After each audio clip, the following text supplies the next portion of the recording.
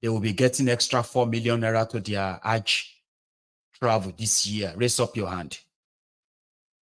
At least that's not something that should be a secret, because majority of those you are seeing in this video from northern Nigeria, all of them collected that subsidy. All of them. Pata pata. Do you understand? Some of them, see, let me even tell you something. Do you know how much money that Nigeria is subsidizing this year's Hajj with? I'll tell you. You see those Sharia north, Kano, Katsina, Kirby, Yobe. I think, is that Yobe? No, not Yobe. Yeah, Zamfara. A few of them like that. Many of them like that. They are spending over 420 billion naira. Yeah, you heard me right. 420 billion naira in subsidizing the Hajj 2024 for the poorest northerners who can't go to Hajj. Baba, imagine you being so poor, like you're so poor that you cannot afford to buy yourself a return ticket of a 4 million naira and maybe 1 million or 2 million for your feeding and everything. You can't afford that. That's a lot of money, 6 million naira. Baba, you cannot even afford the 6,000 naira. But there is a government that is willing to give you 10 million naira to go to Mecca to go and pray in a space where they have no money for education, no money for infrastructure. There is no money for anything else. But those billions could roll out. That's how much these guys were spending. There are some places in Yoruba land, some states in Yoruba land who also spent close to 1 billion naira funding the Hajj. But I would love to see you raise your hand and tell me if any member of your family can say, oh yeah, we received a letter that the government was going to pay for my grandma's Hajj trip. I would love to see that, but I've seen others who have shown their own receipt in northern Nigeria to show that, oh, except for one of the disgruntled guys in Kano. I don't know if you heard about the bomb blast in Kano, but they didn't present it as a bomb blast, or maybe it is not a bomb blast. Okay. Well, look at these devices. These were recovered from the mosque that somebody set ablaze, according to them. Someone went to a Kano mosque when the worshippers were inside praying, and they shut the windows, shut the door, and set it ablaze. So a lot of people kind of sustained injuries, but nobody is reported dead. No one died. And this was in Kano, while others were trying to go to Mecca to go pray to Allah for peace and all that. But the violence was brought into a supposed house of God that was in Kano today. So I saw that and I was like, okay, yeah, I'm going to share that with you. But again, let's go back to maybe Lagos, the rivers. Do you remember when I was talking about not seeing the government building houses? Like you can say, okay, council houses or council flats. Just to see that if you lose your houses or if your house is demolished and all that, you could possibly just go to a temporary shelter built by the government, small mini flats and all that, for the homeless, for the people, for the low-income earners and all that. Now, I saw a video where GRV, the guy that was denied the chance of showing himself in Lagos, what he's made of, was having a chat around this with his team. And he uploaded a video, and I think I should share that with you. Just listen. They are contravening things, so that's just where it starts and ends. That's the way conversation starts and ends. And then whether demolition happens and then appropriation of land is taken, so to developers, I'm sure most people here know the story. I feel that there must be fundamental change in the way government thinks about housing. There's some wonderful ideas I've heard here. The first one was about changing this narrative about having to own a home, right? People can pass through a home. People can transition to a home. And I think that was a very good theoretical notion where, like the lady said, as a single man, you're earning something in your 25, 26. As you get older, your capacity to earn increases. You have a family, so you need bigger space and bigger space. And that can be worked out. But then also, there's a concept that we've talked about several times about luxury tax, right? Where there are a lot of high-end houses being built. When I was practicing in England, for you to get planning permission for any building you're doing, there must be an affordable component within that building, which goes back to a point that was made about how people from different social classes can live together. Now, historically, my father would tell me that he went to St. Greg's, his father was a judge, but he was in the same class with his father's driver's son, right? So I know that with the level of poverty that has increased over time, the classes are becoming more and more separated. But there was once a time where it was not as, stark, right? So I do think that exploring an idea where any developer that's building in a certain part of Lagos, a certain value of land, because land, a plot in Ocean Parade can cost as much as 1 billion, right? Compared to plots in Badagry that might cost 5 to 10 million, right? So there's that value of land. Now, if you're developing there, is it possible with policy to say that developments here, for every unit that's developed here, a certain portion of housing stock must also be built in a place where government has assigned for affordable housing, right? So that fund is directly building housing. It doesn't even have to be contributed to a fund. It can be land where continuous development is happening, and you as a developer there is also building stock here. And I think the interesting layer to add to that is what was said here, where it should not be owned by individuals. And I love the idea that once you start making that a need in terms of being owned by individuals, that's where speculation happens. So that needs to be taken out of that entire equation. And you have a situation where there's housing stock and people transition through it. And the same thing with the councils in England, right? Once you're unemployed, you apply to so more intentionality, right? We must not develop and become this Lagos megacity by being like Dubai, when our realities and capacity of our people are not up to that, right? So I think more tailored design for the majority of people that are in Lagos.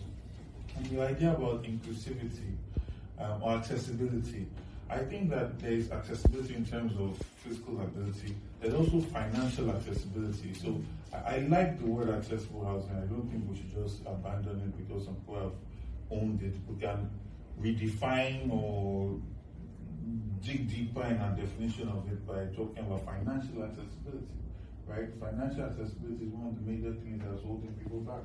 And like you said, the more we develop, the more the stark contrast between the rich and the poor, it becomes very problematic to be earning 30. My mate. He's my mate. And he's so articulate that his own supposed mates, who are supposed to be in their late 30s and early 40s, like that young man, there were those who are now like somebody is so expressive, okay, and is pretty much like so intelligent too. But they will say everything he is saying, as articulate as he's articulating everything there, right? A typical on-boot slave, a crumb eater, crumb chaser, ass licker, all right, sir, from Lagos will tell you. What nonsense is he saying? Tifnubu has a master plan. It's a master plan for Lagos. So that master plan is what everybody is following. Have you heard them say that to you many times? I mean, before? Have you seen Abobaku tell you there's a master plan for Lagos? Their master plan. Tifnubu draw master plan. And Fashola follow the master plan. Can you come follow? And when you ask them, where is the master plan? This is how they talk. This is how they behave. When you ask them to come and describe their master plan, then you realize that these are just empty barrels. Okay? I'm talking about the organs so that they are kind of copying, empty barrels who kind of are living what Tifnubu is doing right now. Trial and error. Let's try this one, let's try that one and see what will happen, then hype it. And it's the best they've got. Fashola is their best they've got. Oh, it's the best governor in Lagos. Lagos was very clean. But they have no water. They have no road. They have no electricity. No water. They have no schools. They have no hospitals. Yes, they have them, but when I say, you know what I mean now. But it's the best. This one is supposed to be the president of Nigeria. That's how they roll in Nigeria. Where mediocrity is such a, such a privilege. Then when you look around and say, okay, what did you say they are building? Where? Can't you see? Do you know what this place is like before? Agberos are still collecting money, making billions from the system that are supposed to have governments. But they built Lagos. When you see people who actually discuss on how things are done, they don't believe that. Number one, he's too young. What does he know? Let him go and join the queue. Let him come and join all of us so that we can lick the asses of all these incompetent criminals. And maybe one day, Asiwaju can find him something. Maybe Asiwaju can just go and make him PA to somebody. That is their ambition. So they will never like a young man that wants to, kind of implement his ideas.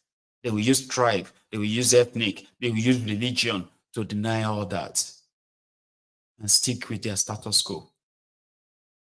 Because according to them, no idea, no amount of the idea this guy may say he has, it can never be like the idea of the man that turned us to Agbero.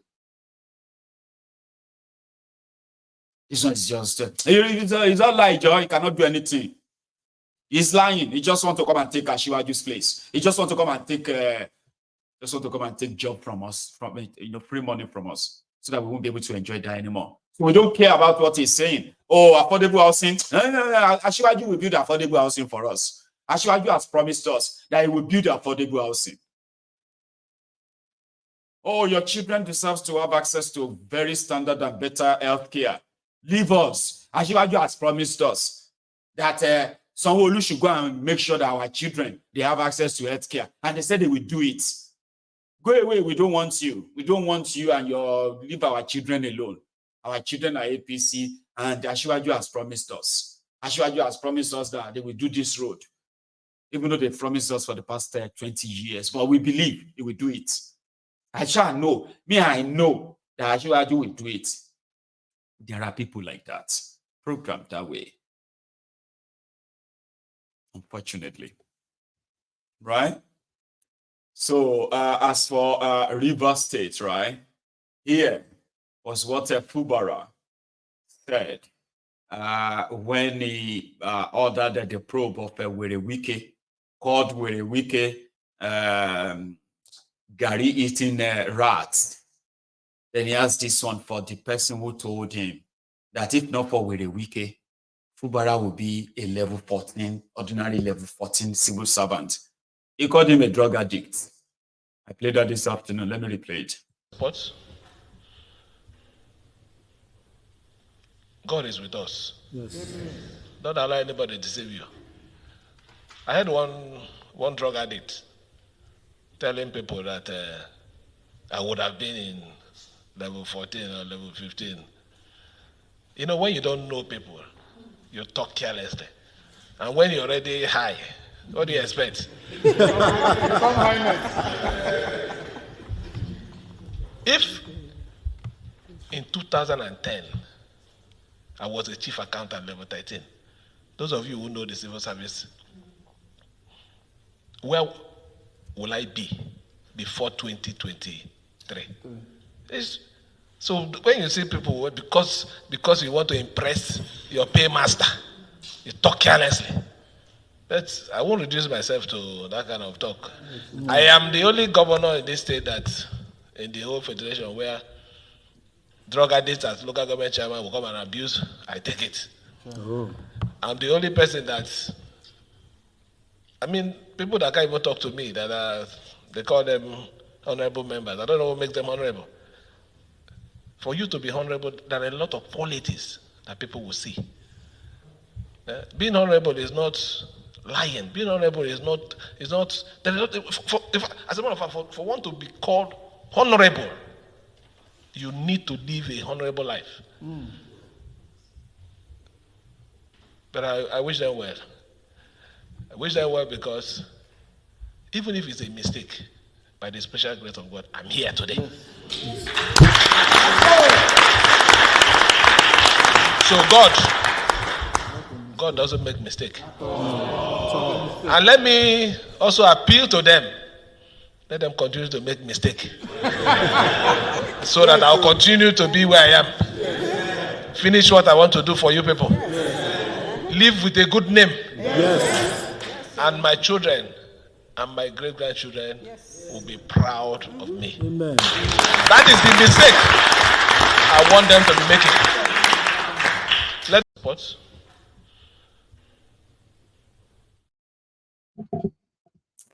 So that's him talking about Wiki and his people.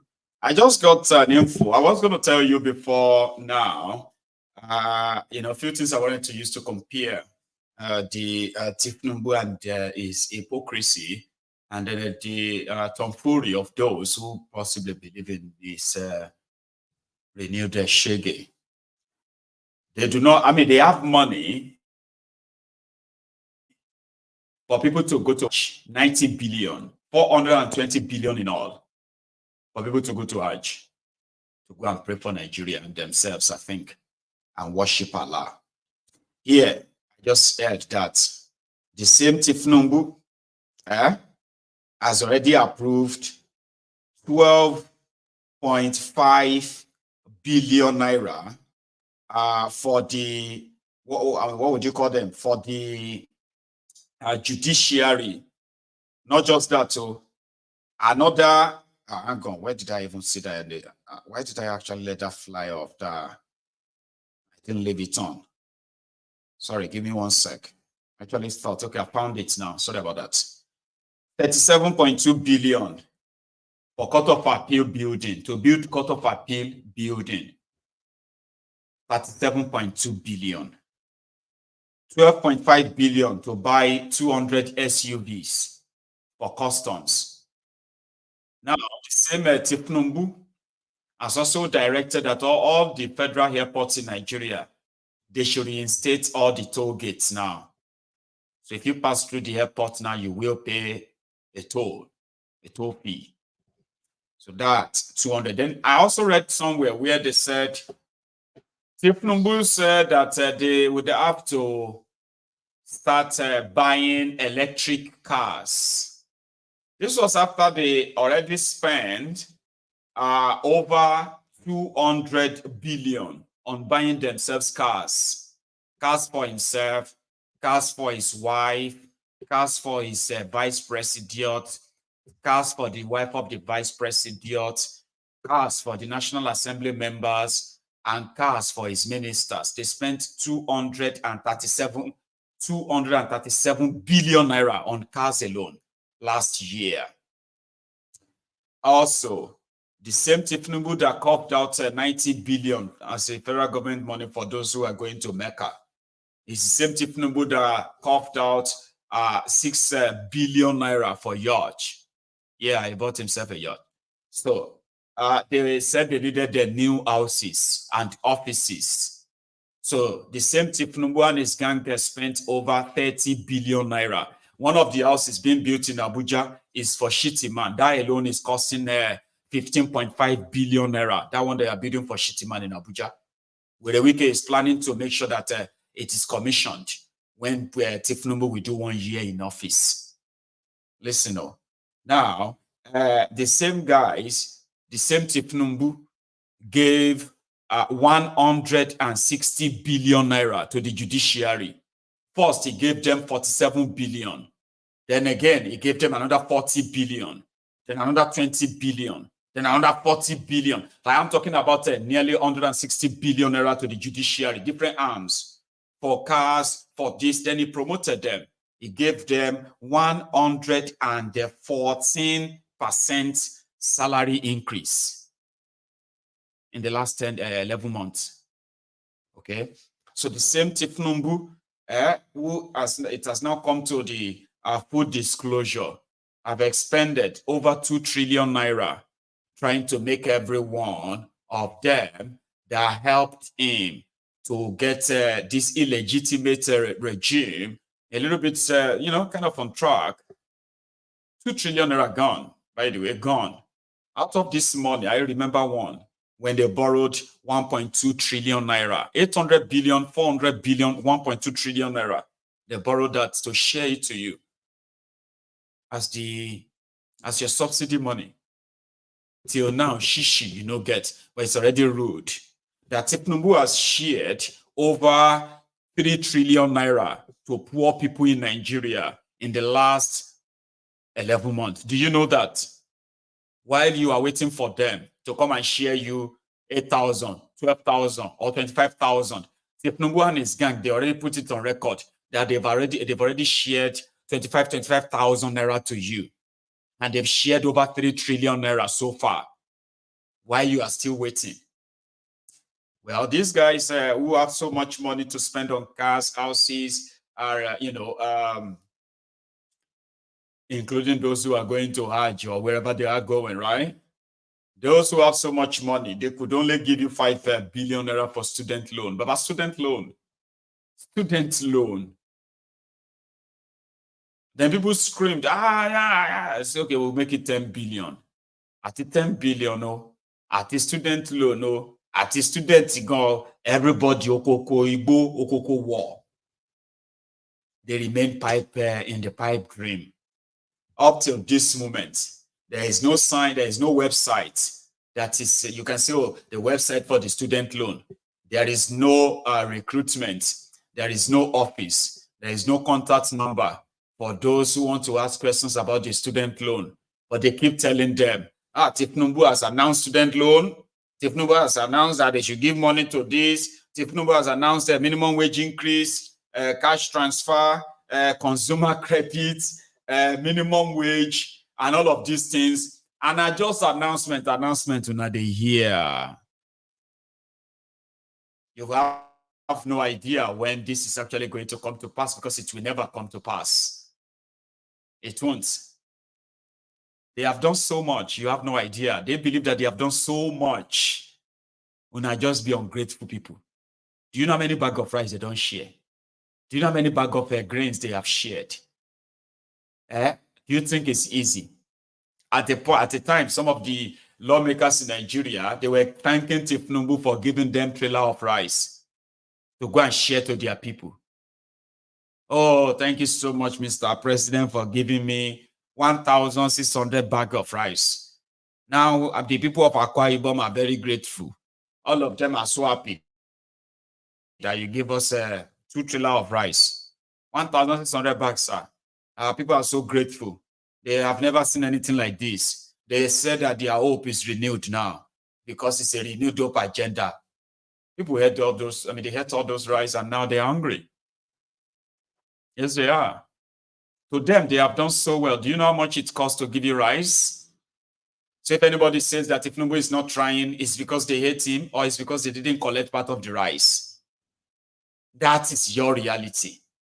And that's why these men are saying Fubara should obey Wike. Because as it be, anybody will want chop, you have to be ready to lead the ass of the criminals in your government, or else it's your fault. And I think that's what Tinubu also represents. Come and shop and keep your mouth shut, or else you are enemy of Nigeria for refusing to come and shop. Coming.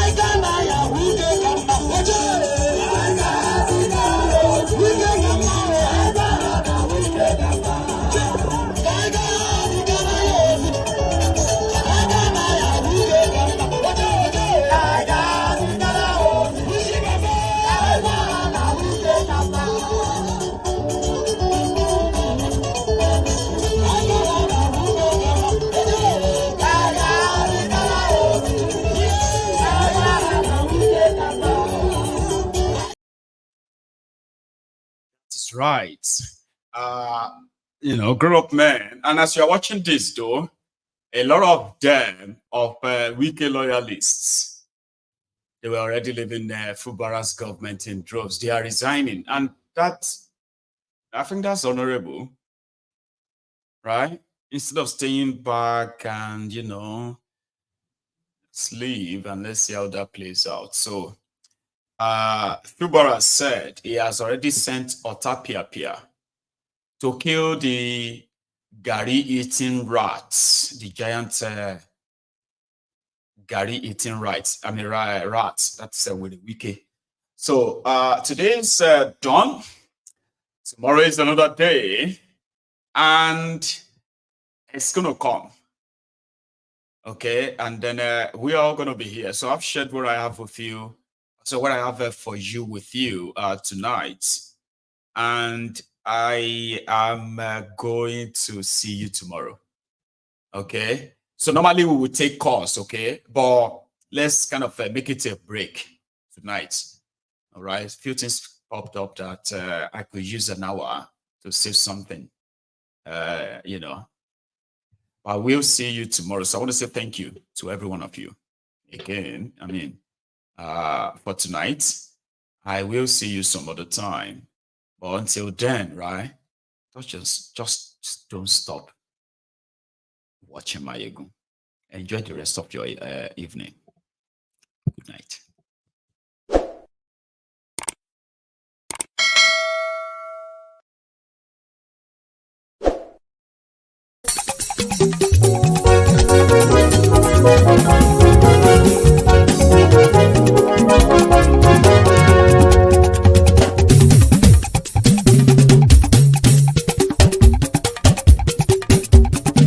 Mayegun làwa mọ̀ làmọ̀ tó dòdòdò.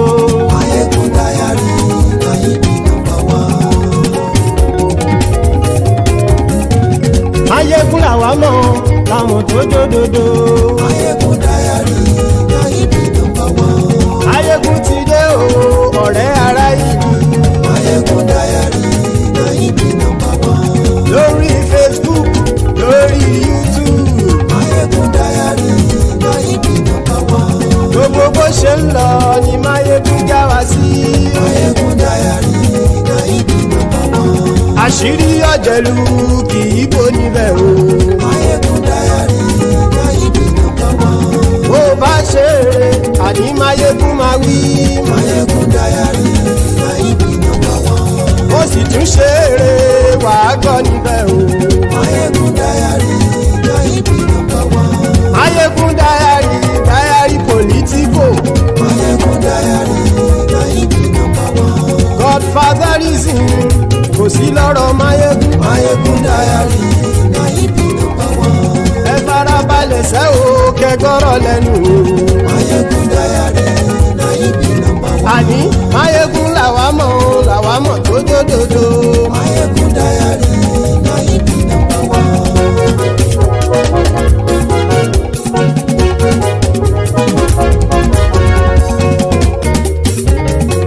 Àní ẹ̀sùn ràkì. Máyégún ti dé. Máyégún ti dé. Ọ̀jẹ̀lú ẹ̀sùn ràkì. Máyégún ti dé. Àní ẹ̀sùn ràkì. Máyégún ti dé. Lórí Facebook. Máyégún ti dé. Àní ẹ̀sùn ràkì. Máyégún ti dé. Lórí YouTube. Máyégún ti dé. Àní ẹ̀sùn ràkì. Máyégún ti dé. Bọ́ bàbá gbé wúrẹ́. Máyégún máa wí. Àní ẹ̀sùn ràkì. Máyégún ti dé. Bíjó ìgbádìyẹ. Máyégún máa wí. Àní ẹ̀sùn ràkì. Máyégún ti dé. Bí pẹ̀sìdó bá rúfin o. Máyégún máa wí. Àní ẹ̀sùn ràkì. Máyégún ti dé. Bí gómìnà kówó jẹ. Máyégún máa wí. Àní ẹ̀sùn ràkì. Máyégún ti dé. Ọlọ́pàá tí ń darí bá. Máyégún máa wí. Àní ẹ̀sùn ràkì. Máyégún ti dé. Aṣòfin tí ń rúfin o. Máyégún máa wí. Àní ẹ̀sùn ràkì. Máyégún ti dé. Òpùrọ́ olóṣèlú. Máyégún máa wí. Àní ẹ̀sùn ràkì. Máyégún ti dé. Ọ̀jẹ̀lú ẹ̀sùn ràkì. Máyégún ti dé. Àní ẹ̀sùn ràkì. Máyégún ti dé.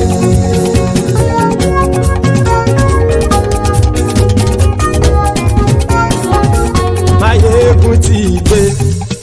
Gbogbo ọ̀jẹ̀lú ẹ̀sùn ràkì. Máyégún ti dé.